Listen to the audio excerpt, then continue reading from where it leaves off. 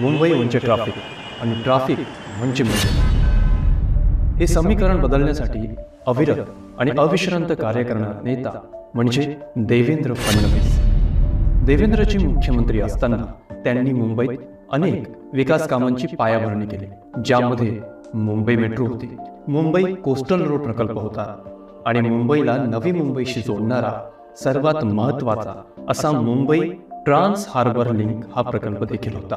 Mumbai trans harbour link हा प्रकल्प म्हणजे जणू देवेंद्रजींचा ड्रीम प्रोजेक्टच। 1963 पासून 5 दशके कोणीच हा प्रकल्प पूर्णत्वास नेण्यासाठी प्रयत्न देखील केला नाही। देवेंद्रजींनी मात्र हा प्रकल्प मनावर घेतला।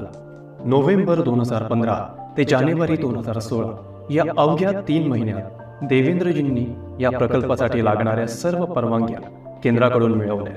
2016 मध्येच देवेंद्रजींनी जायकाला या प्रकल्पासाठी निधी देण्यास तयार केले आणि डिसेंबर 2016 साली देवेंद्रजींच्या माध्यमातून पंतप्रधान नरेंद्र मोदीजींच्या शुभ हस्ते या प्रकल्पाचा कोनशिला समारंभ देखील पार पडला आणि काम सुरू झालं। हा प्रकल्प करताना देवेंद्रजींसमोर अनेक समस्या उभ्या ठाकल्या। हिवाळ्यात अनेक फ्लेमिंगोंचा वावर असल्यामुळे देवेंद्रजींसमोर हे मोठं आव्हान होतं।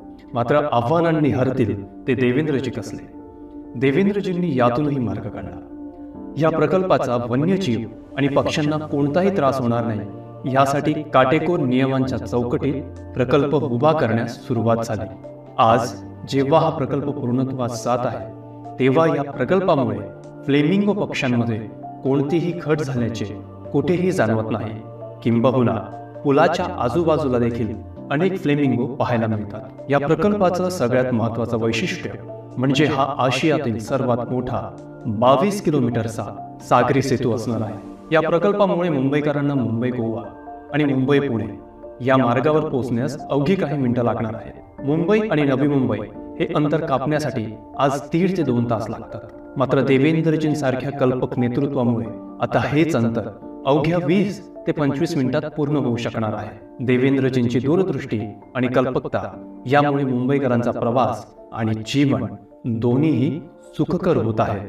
मुंबईकरांचा प्रवास गतिमान केल्याबद्दल देवेंद्रजी आपले धन्यवाद।